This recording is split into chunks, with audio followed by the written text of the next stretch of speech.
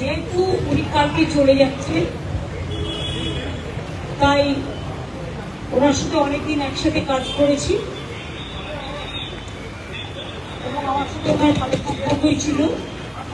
ওনার পরিবারকেও আমি চিনি, তাই বাংলার শিষ্টাচার হিসেবে আমি তার কামনা করে এবং তার প্রতি যে অবিচার হয়েছে, অন্যায় 5 ইয়ার্স টার্ম সত্ত্বেও 1.5 বছর আগে ইলেকশনের আগে ভাবে সরিয়ে দেওয়া হয়েছে। আমি এটা এখনো মনে করি রাজনৈতিক উদ্দেশ্য প্রণোদিত। আমার মনের কথাটা আমি ওনাকে বলে এসেছি এবং আমি ওনাকে আবার অনুরোধ করেছি যে আপনি বাংলায় এতদিন ছিলেন, বাংলাকে ভালো বোঝেন, আপনি বাংলায় আবার আসুন। এইটুকু।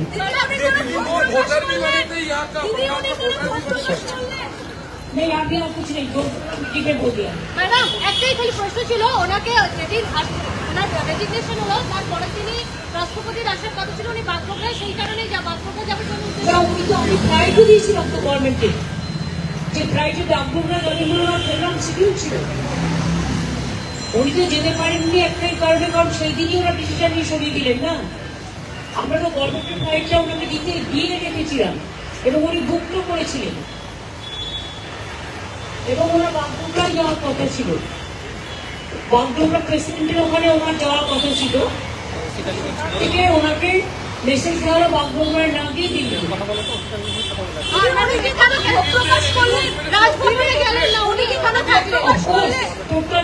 দিদি রাজভবনে থাকলেন না, কারণ এখন পর্যন্ত তিনি শপথ না হওয়া পর্যন্ত রাজভবনে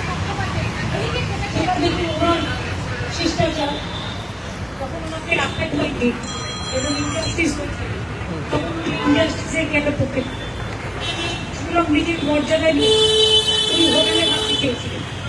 তখন আমি বললাম যে আপনি হোটেলে কেন থাকবেন, আমরা আছে এবং এটা হচ্ছে বিশেষ বিশেষ ব্যক্তি, সবাই থাকে না, এটা ডিপ্লোম্যাটদের জন্য। এবং এখনো তো নতুন রাজ্যপাল শপথ নেননি, উনি এখনো রাষ্ট্রপতি আছেন, সুতরাং আমাদের অতিথি হিসেবে আপনি প্লিজ থাকুন এখানে।